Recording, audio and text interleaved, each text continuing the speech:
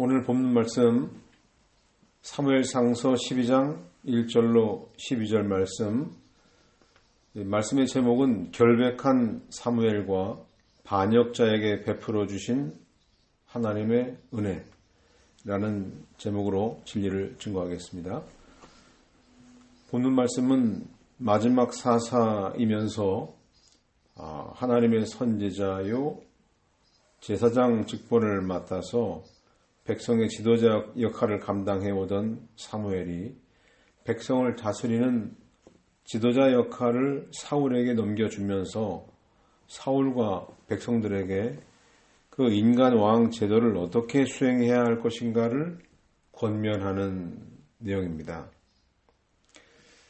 사무엘이 이 권면하는 이 순서는 네 가지로 나눌 수 있는데요. 가장 먼저 사무엘 자신이 지도자로서 어떻게 백성들 앞에서 살아왔는가, 자신의 그 결백을 평가받으면서 참된 지도자상이 어떤 것인가 하는 것을 보여줍니다. 6절부터는 이집트에서부터 가나안에 이르기까지 하나님께서 인도하시면서 주변의 대적들로부터 어떻게 구원하셨는가 하는 것들을 일깨워줍니다. 그리고 13절부터는 하나님을 버리고 인간 왕을 요구한 것이 얼마나 큰 죄인가, 이것을 책망하고 또 경고합니다. 19절부터는 백성들이 죄 용서를 구할 때 온 마음을 다해서 여호와를 순종하라고 권면합니다. 그리고 사무엘 자신도 계속해서 백성들을 위해서 기도할 것을 다짐하게 됩니다. 이 오늘 본문 말씀은 이 사무엘이 자신의 그 오랜 지도자 생활을 정리하는 그런 순간이지만 자기의 사역에서 완전히 은퇴한 것이 아닙니다. 하나님의 일꾼, 하나님의 사역자에게는 은퇴란 없습니다. 우리는 자꾸 은퇴하고 조용히 사는 것이 목표인 것처럼 생각하기 쉬운데 하나님의 종에게는 은퇴가 없습니다. 오늘 이 본문 말씀을 잘 보시면 잘 이해하시리라 생각합니다. 오늘은 그 앞에 부분 12절, 오늘 13절까지 읽었는데요. 그 앞에 부분에 대한 부분을 살펴보고 다음 주에는 그 뒷부분을 또 이어서 살펴보려고 합니다. 자, 1절로 5절은 그 사무엘 자신의 결백에 대한 문제, 어떻게 살아왔는가, 지도자로서 참 인간왕이 본받을 만한 그런 모습은 어떤 것인가 하는 내용인데요. 자, 1절 보겠습니다. 사무엘이 온 이스라엘에게 말했다. 보아라, 내가 너희 말을 듣고 너희가 내게 말한 그대로 너희 위에 왕을 세웠으니.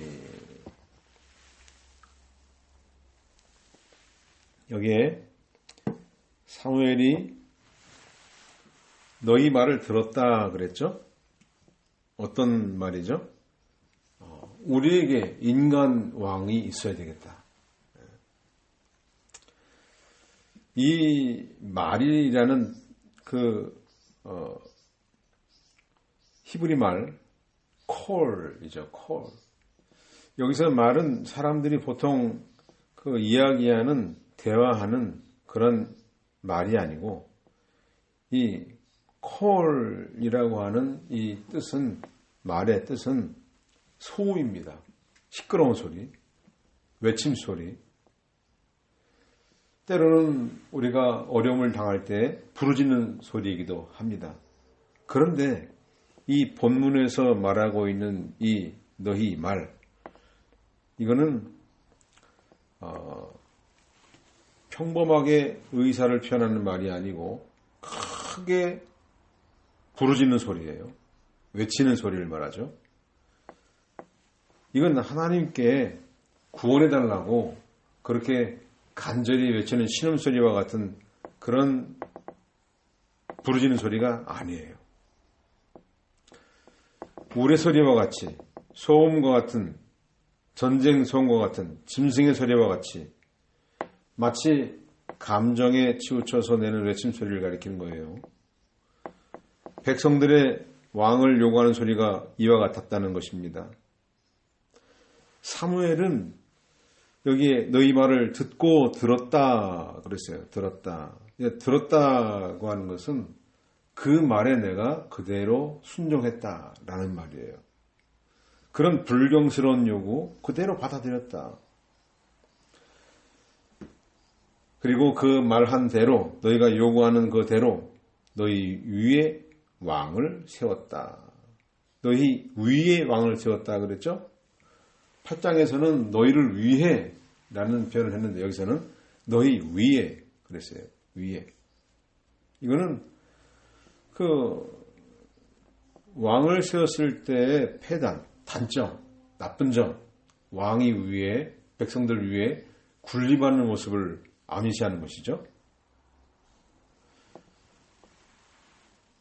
자, 이 사무엘의 여기에 자세, 그 백성들이 참 울부짖으면서 어떤 앞뒤가 안 맞는 그런 왕을 요구하는 요구에 그대로 순응하고 받아들인 것과는 대조적으로 이 백성들은 사울의 말 듣기를 거절했죠. 사무엘 상서 8장 19절 백성이 사무엘의 말 듣기를 거절하고 말하기를 아닙니다. 우리에게도 왕이 있어야 합니다. 자, 정말 이들이 원하는 이 왕이 인간이 요구한 대로 생각한 것이 하나님 보실 때 타당한 것이었고 합당한 것이었을까요? 우리 이 문제를 좀 가면서 좀 살펴보겠습니다. 자, 2절에 보니까요, 그 왕이 이제 너희를 인도할 것이다. 여기에 이제 보라, 이제 보라 이런 그 말이 원어에 들어 있습니다. 여기는 좀 그 순서가 좀 바뀌었는데요. 개역개정판에는 이제 왕이 너희 앞에 출입하느니라 이렇게 번역했죠. 출입한다, 나가고 들어온다. 물론 그런 의미가 완전히 잘못된 건 아닌데요. 이 원어의 의미는 걸어다닌다, 걸어다니고 있다 이런 뜻이에요. 지휘관이 그 병사들을 지휘하려고 이리저리 왔다 갔다 하는 모습, 이것을 뜻하는 말이죠. 그러니까 바른 성경이 참 잘 번역을 했어요. 너희를 인도할 것이다. 인도한다는 말은 지도자 역할을 감당하게 될 것이다 라는 말이에요. 그러니까 이제부터는 그 너희가 뽑은 왕이 다스릴 것이다. 지도할 것이다. 인도할 것이다. 이런 말이죠. 자, 여기에 보라, 보라 이렇게 앞에 이것이 들어있는 말인데요. 사무엘이 권면하는 이 권면의 내용이 매우 진지하고 긴박하다는 것을 나타내는 말이죠. 자, 2절 말씀 이어서 보겠습니다. 그 왕이 이제 너희를 인도할 것이다. 나는 늙어 백발이 되었고 보아라. 내 아들들이 너희와 함께 있다. 내가 어려서부터 오늘까지 너희를 인도하였는데, 자, 어려서부터 오늘까지. 자, 지금 사무엘의 나이가 얼마나 될까요? 학자들에 따라서 좀 차이가 있는데요. 어떤 분은 연대를 고려해서 50세 정도라고 하는 분도 있고요. 또 어떤 분들은 70세 정도일 거라고 추정을 하기도 합니다. 저는 여기에서 이 머리가 백발이 되었다, 늙어서 백발이 되었다 한 거 보면은 70세 정도가 아닐까, 그것이 더 타당하다고 저는 생각을 하는데요. 보통 12살 때에 사무엘이 사명을 받아서 이렇게 70 될 때까지 거의 60년간을 평생토록 하나님의 종으로 살아왔어요.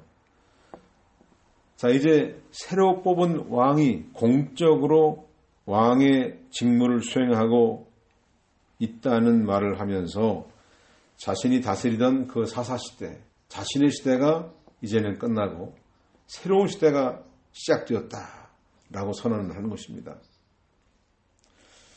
자, 그런데 이 사무엘에게서 참 존경스러운 점은 자기의 그 지도자의 그 삶을 돌아보면서 자신의 그 삶에 대해서 평가받기를 원했다는 것이죠. 우리 3절 보겠습니다. 이제 내가 여기 있으니 여호와와 그분의 기름 부음 받은 자 앞에서 내게 대답하여라. 내가 누구의 소를 빼앗거나 누구의 나귀를 빼앗은 일이 있느냐? 내가 누구를 속이거나 누구를 억압한 일이 있느냐? 내가 누구의 손에서 뇌물을 받고 눈을 감아준 일이 있느냐? 그렇다면 내가 너희에게 돌려주겠다. 내가 여기 있다. 그랬어요. 내가 여기 있다. 자, 내가 여기 있다 하는 말은 원래 봐라. 내가 여기 서 있다. 이건 뭐냐면 어떻게 보면 법정적 용어이기 때문에 이 심판대 앞에 서 있는 거예요. 자, 이제까지 백성의 지도자 역할을 잘 감당해왔는데 이 마지막 부분에 와서 이 지도자 역할을 넘겨주는 이 시점에 평가를 받겠다는 거예요. 자, 이렇게 백성을 다스리던 지도자가 그 자신의 그 직무를 마치는 순간에 이런 자세를 가지고 국민 앞에 서서 평가받는다고 하면은 이런 지도자 얼마나 훌륭합니까? 근데 대개는 처음에는 열안하죠? 근데 나중에 가면은 흐지부지하고 없어져 버려요. 제대로 평가를 받지 않아요. 그러니까 이 사무엘은 후임자 사울에게 지금 이 모습을 보여주고 있는 거예요. 사울과 백성들이 지켜보는 가운데 한번 백성들 입장에서 여기 전임자 사무엘이 잘못한 일이 있는가 한번 찾아봐라. 이렇게 말하는 거죠. 잘못된 게 있으면 지금 말해라. 근데 요즘 세상에서는 후임자가 전임자 잘못한 거 찾아내라 현미경 들이대고 작은 실수도 크게 불리는 게 일수죠. 이렇게 평가받는 자세 참 좋습니다. 평가를 받아야죠. 그래야 잘못된 것은 고치고 잘한 것은 또 칭찬을 하고 또 많은 사람들이 본받을 수 있잖아요. 그런데 오늘날에는 표현의 자유를 금지하죠. 왜? 비판받는 거 싫으니까. 이거 비판받는 거 금지하는 사회, 병든 사회입니다. 왜? 숨길 것이 많아요. 지도자가 자유롭게 평가받을 수 있는 사회, 이런 사회가 건전하고 건강한 사회이죠. 떳떳하지 못한 행동한 거 부끄러우니까 나타나기 싫어요. 자, 동성애가 잘못된 거라고 얘기를 못하게 하면 그게 건강한 사회인가요? 낙태는 살인죄에 해당한다라고 말하면 시대에 뒤떨어진 사람인가요? 평가하는 내용이 듣기 좋게 해야지 기분 나쁘면은 명예훼손죄로 고발하죠. 사무엘은 백성들 앞에 평가받기를 원했어요. 그만큼 사무엘은 자기가 살아온 그 삶에 하나님 나라를 세우는 일, 하나님의 그 의를 추구하고 세우는 일, 여기에 전력했던 사무엘이라는 걸 알 수가 있습니다. 자, 사무엘이 뭘 제일 두려워했을까요? 제일 중요한 거는 여기 네 가지예요. 빼앗은 일이 있느냐, 속인 일이 있느냐, 억압한 일이 있느냐, 뇌물 받은 일이 있느냐, 이 네 가지예요. 이게 다 뭡니까? 하나님께 대해서 범죄하는 거. 이게 하나님이 보실 때 이 죄를 싫어하실까? 기뻐하지 않으실까? 이런 거를 두려워했다는 말이에요. 자, 사사직분을 맡아서 지도자 일을 볼 때 자기 권력을 이용해서 부당하게 이익을 취할 일이 있겠죠. 그 문제가 이 사무엘에게 있어서는 지도자 역할을 수행하면서 제일 크게 이 마음속에 차지하고 있던 부분이었던 것 같아요. 그냥 내가 지도자 일을 잘하면 되지, 국민들 편안하게 해주고 잘 살게 해주고 배부르게 해주면 되는 거지, 이렇게 생각하는 것이 아니라 도덕적으로 윤리적으로 이 백성들에게 피해를 준 일이 없는가, 이것이 지도자의 바른 자세입니다. 자, 여기에 빼앗은 일이 있느냐 그랬죠? 자, 뭘 빼앗습니까? 누구의 소를 빼앗거나 누구의 나귀를 빼앗은 일이 있느냐. 자, 십계명에는요, 이 소나 나귀를 탐하는 행위가 금지되어 있어요. 빼앗는 것은 마음의 탐심에서 나오는 거죠. 그러니까 탐심이 있기 때문에 그걸 빼앗아서 내 것으로 만드는 거예요. 내 소유로 만드는 것이죠. 출애굽기 20장 17절에 보니까 내 이웃의 집을 탐내지 마라. 내 이웃의 아내나 그의 남종이나 여종이나 그의 소나 나귀나 내 이웃에게 속한 어떠한 것도 탐내지 마라. 지금 오늘 우리 시대에 이거 너무나 평범한 일상이 되어버렸죠. 남의 집을 빼앗는 거, 이웃의 아내를 빼앗고 그 사람의 그 남종, 여종, 소나 나귀, 그 이웃에게 속한 것을 취하는 것을 자랑스럽게 생각하는 시대 아닙니까? 그러다 아무렇지도 않게 생각해요. 하나님 이런 것을 보면서 기뻐하시겠습니까? 이런 사회를 하나님이 심판하셔야 되지 않겠습니까? 남의 것을 빼앗는 것은 탐욕에서 비롯되는 것인데요. 탐욕은 더 가지려는 마음이에요. 이 빼앗는 행위를 통해서 그 사람의 재산상의 손해를 입힙니다. 자, 이 10번째 계명인데요. 이게 마음에 관한 죄입니다. 성경은 탐심 자체를 금하고 있습니다. 모든 죄의 근원이 죄악된 마음에서 비롯되기 때문이죠. 바리새인들은 마음에 탐욕을 품고 있으면서 겉으로 의로운 사람 행세를 하고 다녔습니다. 외형적으로는 율법을 잘 지키는 것처럼 보였지만 사실은 율법을 불순종하는 사람들이었죠. 유산 분배 문제 때문에 예수님을 찾아왔던 한 남자가 있습니다. 예수님이 그 사람을 향해서 이렇게 권면했습니다. 누가복음 12장 15절 말씀, 또 그들에게 말씀하시기를, 여기 유산 분배 문제를 가지고 왈가왈부하는 사람들이 찾아왔을 때 또 그들에게 말씀하시기를, 너희는 조심하여 모든 탐심을 물리쳐라. 사람의 생명이 그가 가진 소유의 풍성함에 달려있지 않다 하시고. 이 사무엘은 이렇게 마음에서 일어나는 탐심까지도 하나님 앞에 할까 두려워했다는 사실이에요. 자, 두 번째는 무엇을 말했습니까?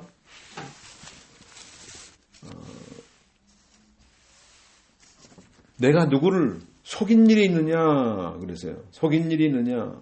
이 속이는 행위는 타인의 물건을 빼앗기 위해서 거짓말치죠. 사기치는 행위이죠.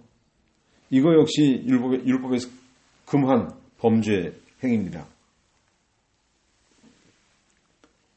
레위기 6장 2절로 4절 말씀 보니까 어떤 사람이 여호와께 신실하지 못하여 범죄하되 곧 물건을 맞거나 저당을 잡는 일에 그 이웃을 속이든지 강탈하거나 그 이웃을 착취하든지 혹은 잃었던 것을 찾거나 그것에 대하여 속이고 거짓으로 맹세하든지 사람이 이 모든 일 중 하나라도 행하여 죄를 지으면 그는 범죄함으로 죄가 있으니.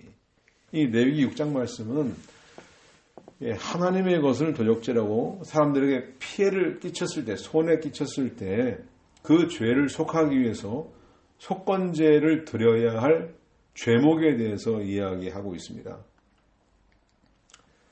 이 속이는 행위, 이거 외식하는 거죠. 거짓말하는 거. 예수님이 서기관과 바리새인들의 가증스러운 모습 책망한 적이 있습니다. 속에는 딴 생각 품고 있고 겉으로는 아닌 척하는. 마태복음 23장 27절 말씀. 위선자인 서기관들과 바리새인들아 너희에게 화가 있으니 이는 너희가 회칠한 무덤들과 같기 때문이다. 그것들이 겉은 아름답게 보이지만 그 안에는 죽은 자들의 뼈와 온갖 더러운 것들로 가득 차 있다. 자, 이 거짓말하는 행위.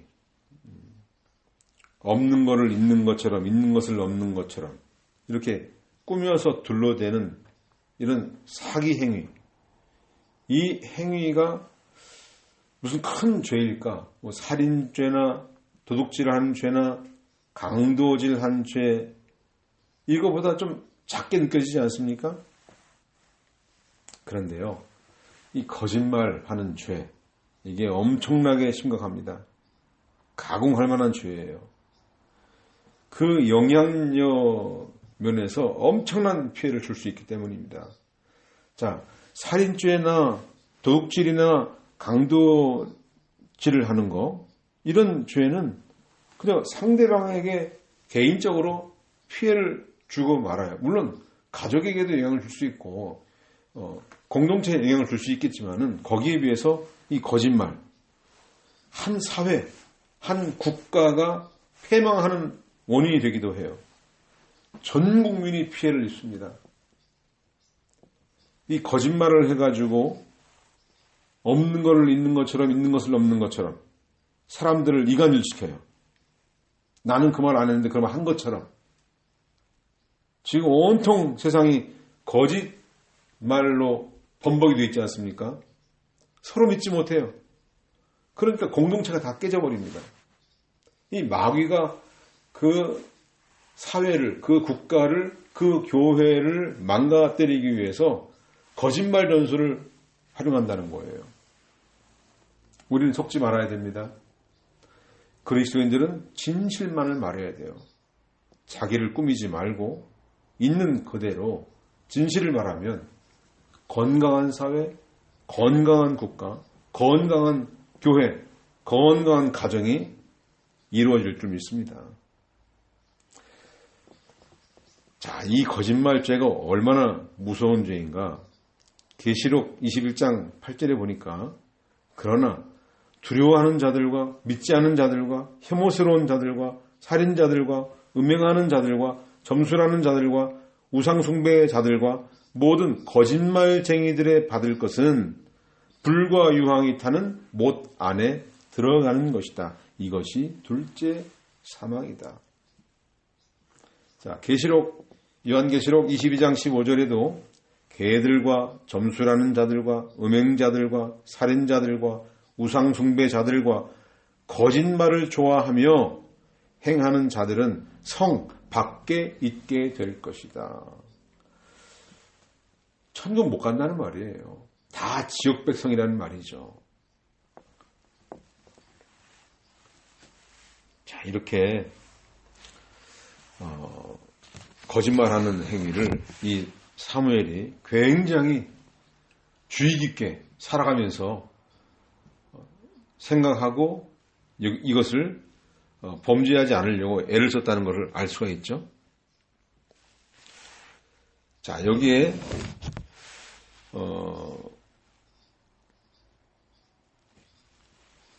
또 어떤 이야기를 했습니까? 누구를 억압한 일이 있느냐 그랬어요. 누구를 억압한 일이 있느냐. 이 억압한다는 말은 학대한다는 뜻이에요. 압제한다는 거예요. 강제로 강요한다는 말이에요. 자, 속이는 일, 학대하는 일, 이거 권력을 이용해서 공갈 협박하고 남의 소유물을 강탈하는 범죄 행위입니다. 인격을 못 오가게 되죠. 인권도 못 오가게 돼요. 이 악한 왕들은 억압하고 빼앗는 일에 몰두했는데요.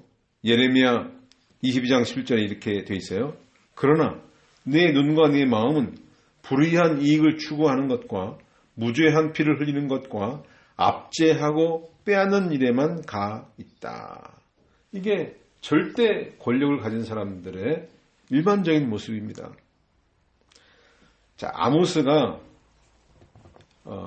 고위 관직에 있는 사람들에 대해서 여기에 예언한 말이 있는데요. 아모스 4장 1절에 보니까 이렇게 되어 있습니다. 너희는 이 말을 들어라. 사마리아 산에 있는 바산의 암소들아. 너희는 가난한 자들을 학대하고 궁핍한 자들을 압제하며 자기 남편들에게 술을 가져오시오. 우리가 마시겠습니다. 라고 말한다. 바산. 이곳은 그 이스라엘 북쪽 지역에 있는데요. 고원지대입니다.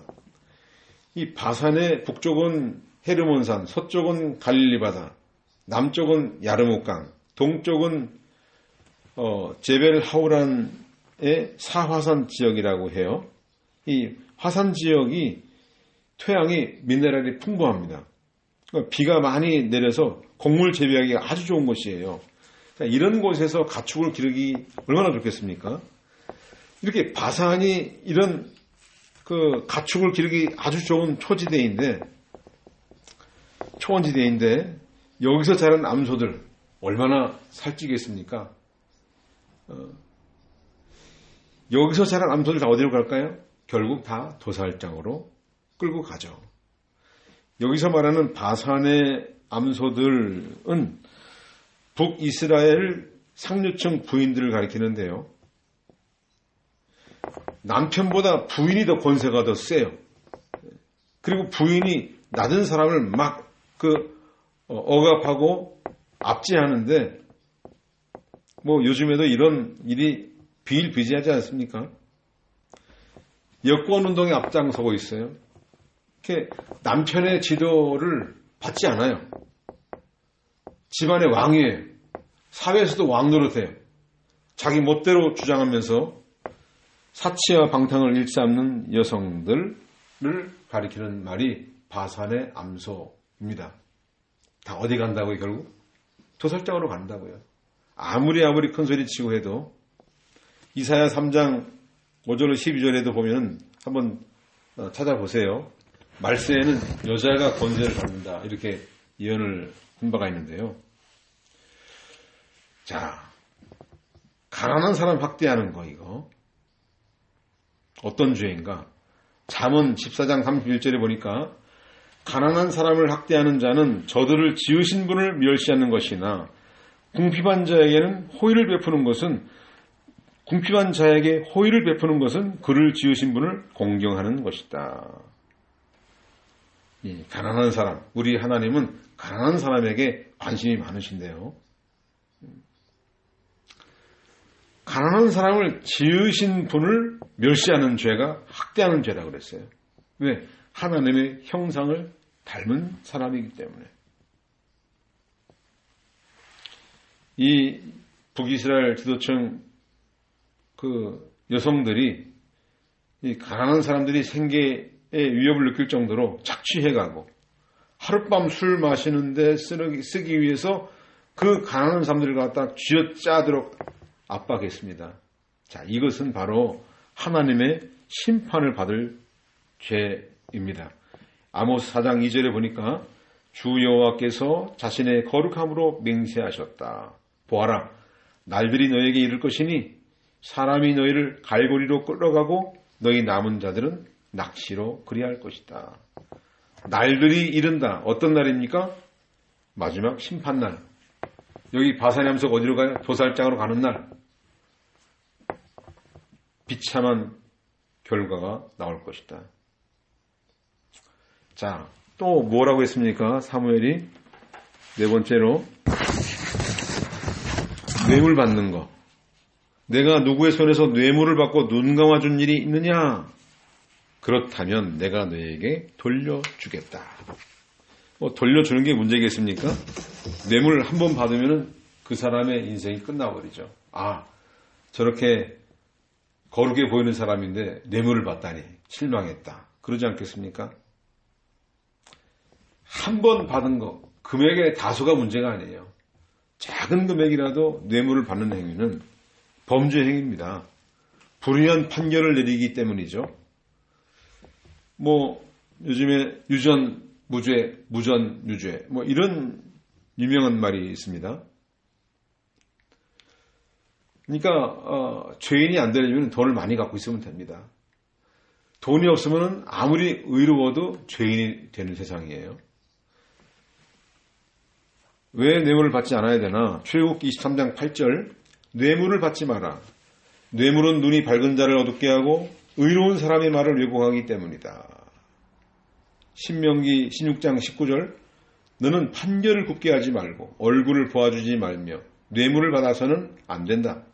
뇌물은 지혜 있는 사람의 눈을 어둡게 하며 의로운 사람들의 말을 왜곡하니. 사무엘은 이와 같이 네 가지 이 항목에 대해서 위반된 행위를 한 일이 없다. 나는 깨끗하다. 나는 결백하다. 라는 것을 주장하는 것이죠. 그리고 이게 만약에 저지른 일이 발견된다면 율법대로 내가 다 돌려주겠다. 이렇게 말을 했어요. 출애굽기 22장 4절에 도둑질한 것이 소든지 낙이든지 양이든지 산채로 그의 손에 있는 것이 발견되면 2배로 배상해야 한다. 자, 백성들이 이 사무엘의 질문에 대해서 뭐라고 답변했습니까? 사무엘상 12장 4절 말씀, 그들이 말하기를 당신은 우리를 속이거나 억압하지 않았고 누구의 손에서 아무것도 빼앗지 않았습니다라고 하므로. 자, 사무엘이 결백하다는 거 여호와와 기름 부음 받은 자 사울이 확증했어요. 이 두 증인을 내세우는 거 법정적 효력이 있기 때문이죠. 또 하나 이유가 있는데요. 사울도, 이제 후임자인 사울도 내가 이렇게 결백한 공직 생활을 해온 것처럼 사울도 그런 본을 받기를 바란다 하는 뜻이 담겨 있는 거예요. 백성들은 이 사무엘의 질문에 아무 고민할 필요 없었어요. 즉시 대답을 할 정도로 사무엘이 깨끗하고 결백하다는 것을 증거했습니다. 그동안에 백성들이 그 왕을 요구한 일, 자기들이 요구한 게 정당하다. 이거 하나님이 원래 알아서 주셔야 되는데 우리가 요구하니까 주신 거다. 라고 정당성을 자꾸 주장을 했어요. 그 왕을 요구한 데 대해서는 사무엘도 책임이 있다. 하나님도 책임이 있다. 라고 생각을 한 것 같아요. 그래서 사무엘은 이거를 바로잡으려고 한 거예요. 사무엘이 사사직분을 수행하는 동안 흠잡을 만한 일을 한 적이 없다 하는 것을 백성들이 인정해 준 거예요. 그리고 또 자기들이 인간왕을 요구한 거, 이것도 잘못된 요구였다는 것을 인정한 것과 마찬가지죠. 마치 지도자들은 다 이렇게 다 빼앗고 또 뇌물 받고 이런 나쁜 일, 떳떳하지 못한 일을 한 것처럼 착각을 했는데 아무도 거기에 대해서 문제를 제기하지 못했어요. 자, 사무엘은 이렇게 자기 권력을 이용해서 부정축제 안 했어요. 자기 사명에 충실했습니다. 이 나라를 하나님 나라로 세운다. 거룩한 나라로 세운다 하는 이 문제에 자기의 심혈을 다 기울였어요. 인생을 바쳤습니다. 우리 성도들도 제사장 직분을 받은 사람들인데요. 동일하게 요구되는 덕목이에요. 재물에 깨끗한 우리 그리스도인들. 가룟 유다는 돈 문제 깨끗하지 못했죠. 그것 때문에 범죄했죠. 아나니아 삽비라도 그랬죠. 바울도 은금을 탐내지 않았다고 사도행전 20장 33절에 말씀했어요. 물질 문제에 깨끗한 사람이 자기 사명을 충성스럽게 잘 감당할 수 있습니다. 자, 요즘에는 정계 은퇴 선언을 하고도 권력욕에 눈이 어두워져서 슬그머니 이 정치계에 발을 들여놓는 그런 사람들이 태반입니다. 사무엘은 나설 때와 물러설 때를 아는 사람이었습니다. 아주 겸손하고 지혜로운 그런 처신입니다. 자, 하나님 나라를 위해서 자기 할 일을 다 했다. 이제는 나는 노쇠한 노인에 불과하다. 이렇게 고백을 해요. 사무엘처럼 훌륭한 인품을 가진 이런 분들이 나는 막대기 같은 사람입니다. 나는 정말 벌레만도 못한 사람입니다. 하나님이 나를 불러서 써주셨기 때문에 여기까지 왔습니다. 이런 고백을 하는 것이죠. 아마 사무엘의 심정이 바울의 심정과 같다고 생각이 돼요.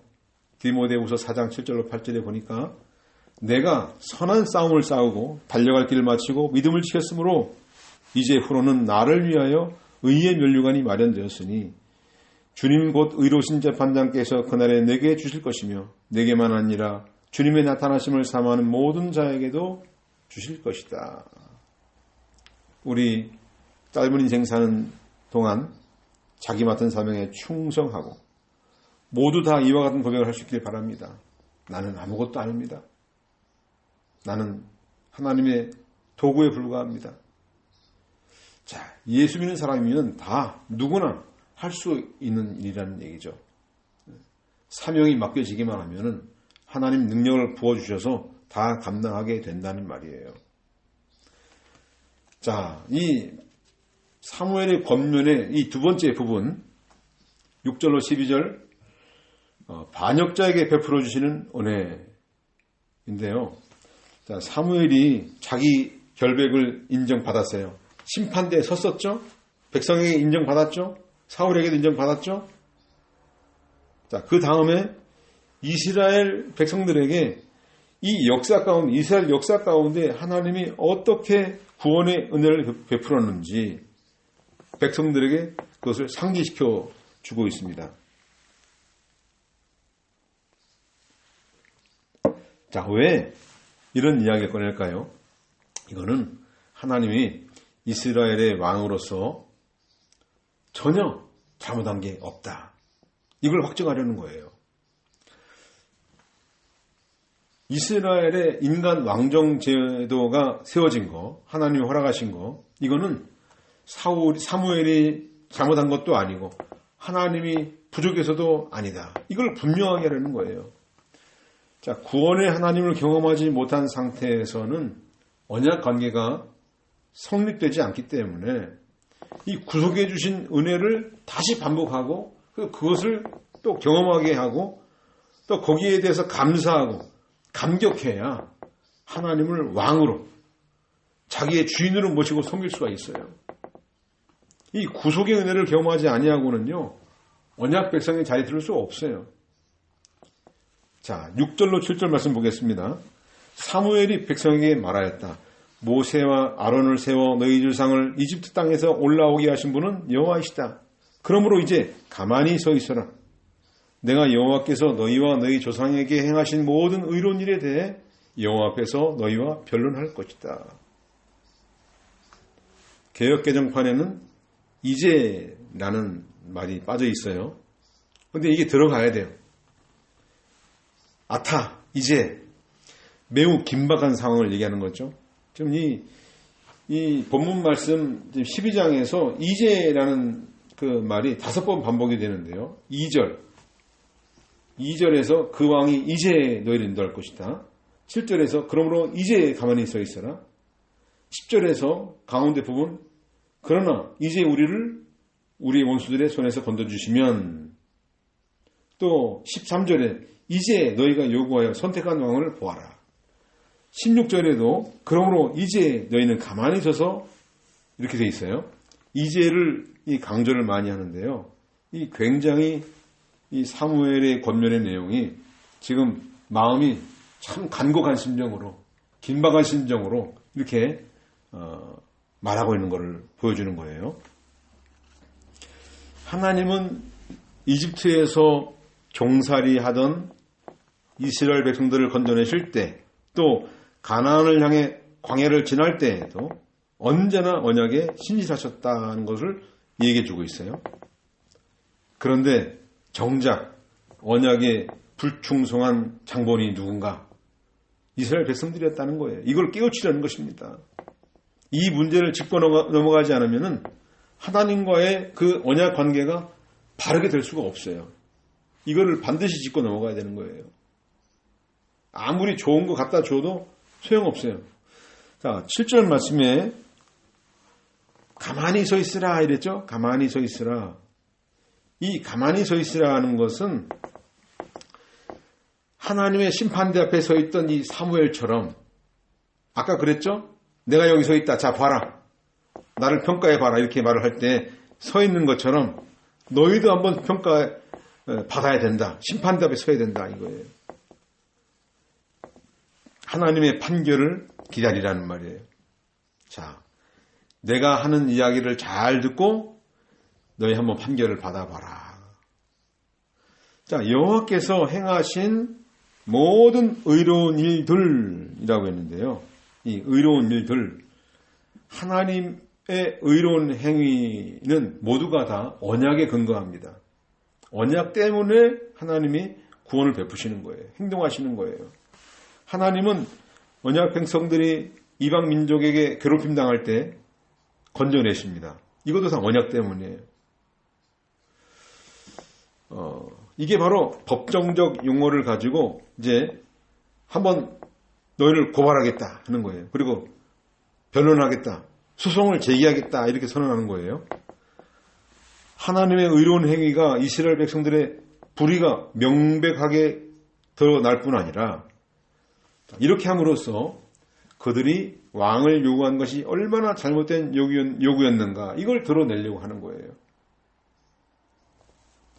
자, 8절로 10절 보겠습니다. 야곱이 이집트에 내려간 후 너희 조상이 여호와께 부르짖음으로 여호와께서 모세와 아론을 보내 그들로 너희 조상을 이집트에서 이끌어내어 이곳에 거하게 하셨다. 그러나 그들이 여호와 자기 하나님을 잊어버리니, 자기 했는데 그들의 3인칭이에요. 3인칭 복수.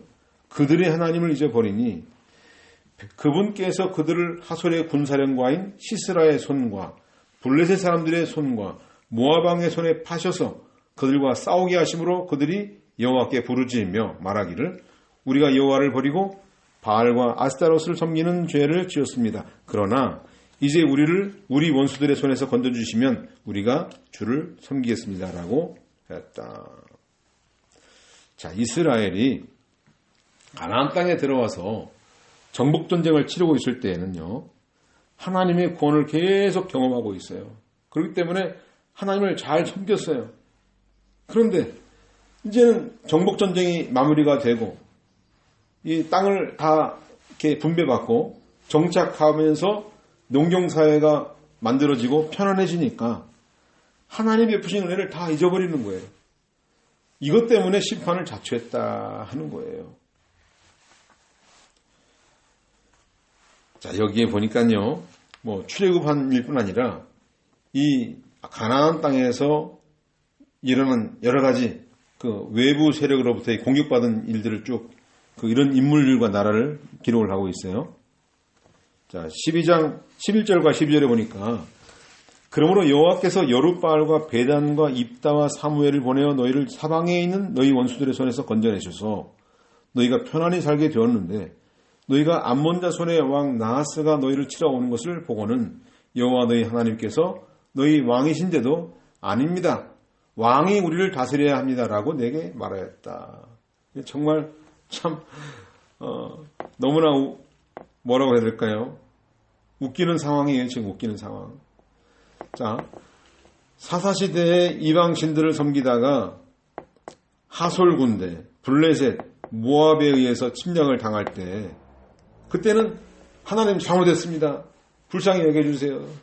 우리를 구해주세요. 이렇게 회개하고 돌아와서 부르짖으니까 사사들을 세워서 건져주셨죠. 자, 여기 여룻발이 나오는데요. 기드온을 가리키는 다른 이름이죠. 여기 기드온 사사를 거론한 거예요. 두 가지 이유가 있는데요. 하나는 기드온이 백성들에게 요구를 받았습니다. 우리 미디안을 치는 이 기드온 믿음직하잖아요. 백성들이 우리 왕이 되어 주십시오. 우리를 다스려 주십시오. 그 요구했던 일이 있는데 이거를 단칼에 거부했어요.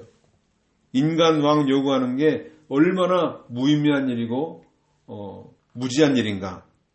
이거를 여룻발 지도자가 그 일의 대표적인 신뢰로 보여주는 거예요. 이걸 깨우쳐 주려는 것이죠. 이스라엘이 왕을 요구하는 거, 잘못됐다는 걸 깨우치려고 하는 거예요. 이게 사사기 8장 22절로 23절 나오는데요. 여기 뭐라고 이제 그랬냐면은 이스라엘 사람들이 기드온에게 말하기를 당신이 우리를 미디안의 손에서 구원하였으니 당신과 당신의 아들과 당신의 아들들의 아들도 우리를 다스리게 해주십시오 하니 기드온이 그들에게 말하기를 나는 여러분을 다스리지 않을 것이며 내 아들도 여러분을 다스리지 않을 것이니 여호와께서 여러분을 다스릴 것입니다 하였다. 얼마나 훌륭한 답변입니까? 과거 역사는 이런 훌륭한 지도자가 있었단 말이에요. 근데 너희는 왜 그거를 깨닫지 못하느냐 하는 것이죠. 자, 과거에는요 이렇게 부르짖어서 구원해 주셨죠. 그런데 아까 읽은 대로 암몬 자손의 왕 나하스가 치러 왔어요. 사무엘이 한참 이렇게 설교를 하고 있는데 치러 왔어요. 공격하러 왔어요. 대책이 아무것도 없어요. 그런데도 하나님은 암몬 자손의 손에서도 건져주셨단 말이에요. 사울이 거기서 영이 하나님의 신에 감동을 해가지고 33만 명을 동원해가지고선 가서 다쳤죠. 자, 그런데 왕을 구했어요. 그런데도 왕을 구한 거예요. 이제까지 왕이 없어서 그런 일을 겪는다고 줄기차게 왕을 요구했죠. 사울이 물리쳤음에도 왕을 요구하는 일, 이거 하나님의 언약을 깨뜨리는 일이에요. 이게 하나님을 반역한 행위였죠. 자, 아까 이 기드온이라는 사람의 이름이 여룻발이라고 했는데 이 여룻발 이름의 뜻은 논쟁한다, 싸운다라는 말이에요. 이건 왜 기드온이라고 안 하고 여룻발이라고 했는가 하면은 바알과 싸운다는 의미를 부여하려고 했던 거예요. 우상을 섬기는 백성들을 일깨우려고 하는 것이었죠. 그리고 아까 인물 가운데 베단은 성경에 안 나오는 인물이에요. 이 학자들이 연구하기를 여러 가지 이제 해석이 있는데 이 베단은 바락의 히브리어 표기를 잘못 받아 쓴 거다. 그게 바락이라는 히브리 말과 베단의 그 히브리 말이 글자도 세 글자 똑같고 모양도 비슷해요. 각졌느냐 둥그렇느냐 이 차이인데 바락일 것이다. 드보라와 바락 이 사사 하솔의 손에서 구원했죠. 블레셋은 삼갈과 삼손을 보내어 그리고 모압이 암몬과 협공해올 때 에웃 사사를 보내어 구원해 주셨어요. 사무엘을 보내서 미스바에서 블레셋과 암몬 족속으로부터 구원해 주셨습니다. 자, 이렇게 하나님이 열심히 이스라엘이 반역의 길을 가고 있어도 건져주신 거, 언약에 신실하시기 때문에 건져주셨는데 계속해서 너희는 왜 나를 거부하고 인간 왕을 요구하느냐. 말이 안 되는 얘기죠. 이렇게 사사들이 모두가 다 역사적으로 하나님 나라 세우는 일에 전력했던 그런 모습과 달리 이스라엘은 자기 나라 세우기 바빴던 거예요. 자기 나라.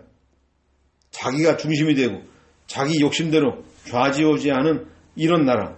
이거 세우려고 했던 것들이 그대로 다 드러났어요. 자, 우리는 본 말씀을 통해서 모든 사명을 다 감당한 후에 우리에게 내려질 판결에 대해서 두려워해야 되겠습니다. 물질 문제에 깨끗해야 됩니다.